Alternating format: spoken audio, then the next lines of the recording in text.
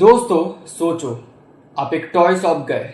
एक ही remote car एक state में 500 की और दूसरे स्टेट में 650 की।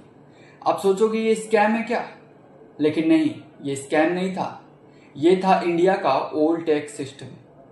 हर स्टेट अपना अलग टैक्स लगाता था और इसी कंफ्यूजन को खत्म करने के लिए आया था जीएसटी। लेकिन अब आया है जीएसटी 2.0, जो आपकी जेब और देश की इकोनॉमी दोनों का गेम बदलने वाला है। आप एक चॉकलेट खरीदने गए। पहले चॉकलेट पे लगता था अलग अलग टैक्स। स्टेट बॉर्डर क्रॉस करोगे तो अलग टैक्स, पैकेजिंग पर अलग टैक्स, ट्रांसपोर्ट पर अलग टैक्स। मतलब एक सिंपल चॉकलेट का प्राइस समझना भी एक मैथ्स एग्जाम जैसा हो जाता था। फिर 2017 में आया जीएसटी और कहा अब एक चॉकलेट का एक ही प्राइस पूरे इंडिया में। Simple, clear, one nation and one tax. लेकिन जीएसटी में भी एक प्रॉब्लम थी। अलग अलग स्लैब्स, 5%, 12%, 18%, 28%। आपको हर बार गेस करना पड़ता ये चॉकलेट 5% स्लैब में आती है या 18%। और इसी कंफ्यूजन को खत्म करने के लिए आई है जीएसटी 2.0। समझो, आप बिस्किट पैकेट खरीदते हो 100 रुपए का। अगर उस पर 18% जीएसटी लगता है तो वो 118 का पड़ता है। लेकिन अगर स्लैब सिंप्लीफाई करके उसको 5% कर दिया गया तो वही बिस्किट अब 105 का हो सकता है। देखा, सिर्फ एक स्लैब चेंज ने आपके जेब में पैसे बचा दिए। अब सोचो, जब 140 करोड़ लोगों के खर्चे कम होंगे तो इकोनॉमी का क्या ब्लास्ट होगा। पेट्रोल और डीजल का पहले सेंट्रल और स्टेट दोनों अपना अपना अलग अलग टैक्स लगाते थे। मतलब हर स्टेट में फ्यूल का अलग प्राइस।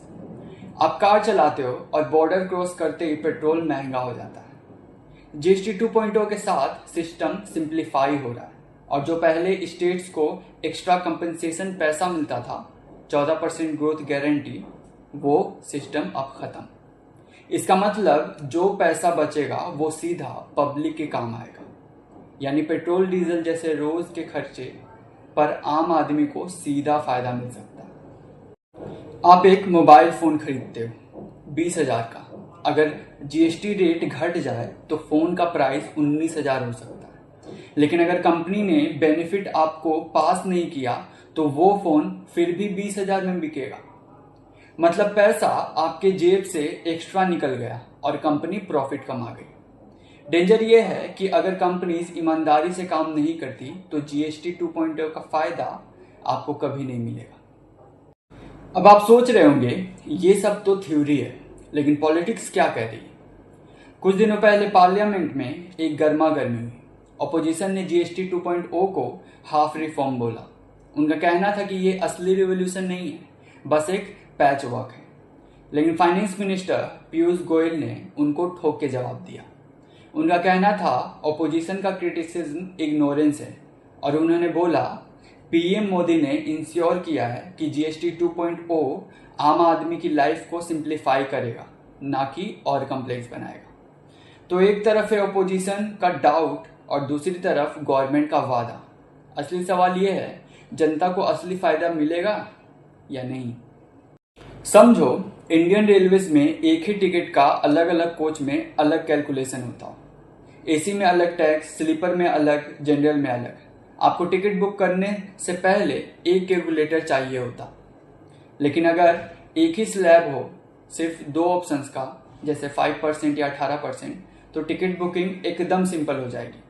इसी सिंप्लिसिटी के तरफ जीएसटी 2.0 ले जा रहा है इंडिया को। अब इमेजिन करो, अगर आपको जीएसटी 2.0 की डिटेल्स ही नहीं पता तो आप ज्यादा पैसा खर्च करते ही रह जाओगे, जबकि दूसरे लोग जीएसटी बेनिफिट्स का पूरा फायदा उठा लेंगे।